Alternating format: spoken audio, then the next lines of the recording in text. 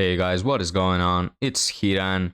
And guys, today I woke up rather philosophical, so I thought, hey, instead of covering TikToks, what I'm going to do is I'm going to sit here in my tomb and have some reflections and have a little talk with you guys.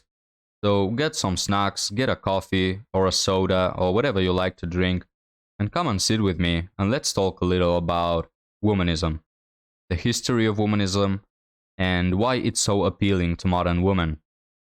So, womanism started out as something great, I think.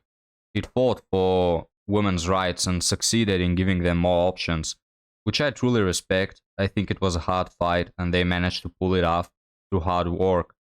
But it's been dozens of years since women have the same rights and options as men. So the movement doesn't have any clear goals or direction right now. What it has turned out to be instead is a bottomless pit of toxicity and entitlement. And the reason why it's so appealing to modern women is because it feeds them a bunch of lies which are comfortable to believe in. It gives them a rush of emotions, it remarks the validation and attention they receive by default and makes them feel good about themselves in the short run. It tells them, for example, how they have all the time in the world to do whatever they want, because at any age men are supposed to like and provide for them, that they are deserving of everything because they are attractive and men gravitate towards them naturally. It encourages them to have a lot of bedroom fun partners, that will make them free, that it will make them happy and successful, that being quote unquote determined, which is basically a euphemism for entitled and arrogant, will make them succeed in life. And certainly it's easier to believe that than to grind to become a better person. Modern women are no longer interested in putting in the time and effort to become valuable to men, to learn important skills that will help them in a marital situation, to grow understanding regarding the picking process of quality men with which to grow a stable, long-lasting relationship. They view all of this as patriarchal because they've been indoctrinated to think so. They see it as a missed opportunity and as a loss of freedom.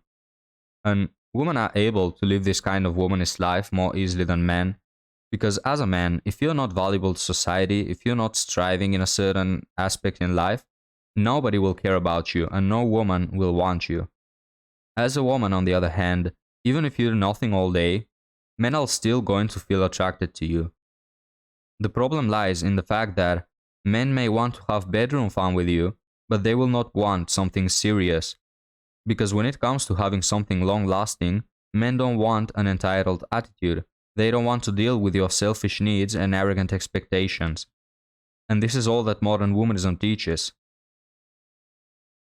Woman, do you realize that you can believe and defend the idea of equality and want equal opportunities while at the same time not letting go of your feminine traits?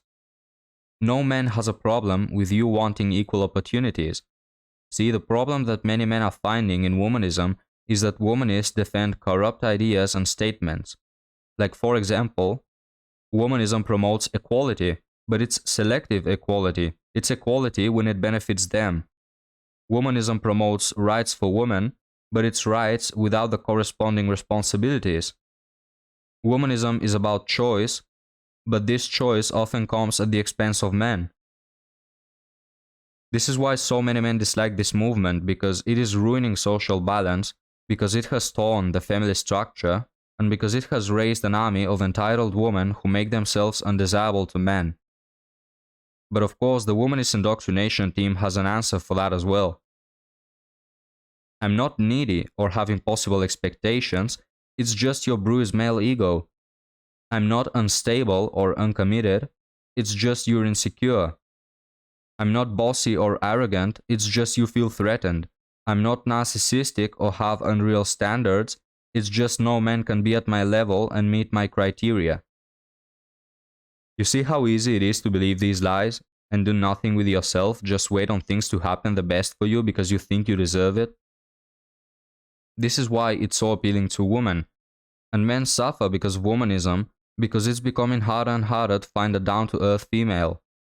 And women also struggle because they reach 40 and 50 and are still single, and nobody wants them or respects them because of their decisions. And even women who do not follow womanist ideas, they also struggle because womanists are making it harder for for just regular women. Because men are learning to play the game, and men think, okay, maybe the best I can get out of all this situation is just some bedroom fun and that's it. And it's worth pointing out that there is a male counterpart to womanists, and it's simps. Simps work the same way womanists do. They don't grind to be a valuable man that can find a valuable woman. They give up. They think that they are not good enough, that they will never be able to get a woman to be competitive with other men. And what they do is they try to buy these things instead with money or attention. And it's just not the way it works. Womanists and simps are both miserable because they follow the wrong ideas. They don't put in the effort to become a good partner. And it's interesting to think how the more womanists there are, the more simps that will create. Because the more womanists there are, the lower amount of good women left, and the more competition there will be for these women. Thus, it will be harder for not so successful men, And at the same time, the more simps there are, the more womanists it will arise. Because they can receive validation and attention from hundreds of guys without being of value. And eventually, 40-year-old womanists that can't get any man of value settle with simps who can't get any woman of value.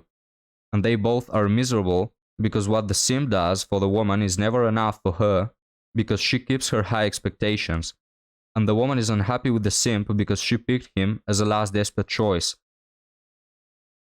So my take on this is, whether you're a man or a woman, try and work on yourself so you are more desirable, so you can become a better partner, so you can become a better parent.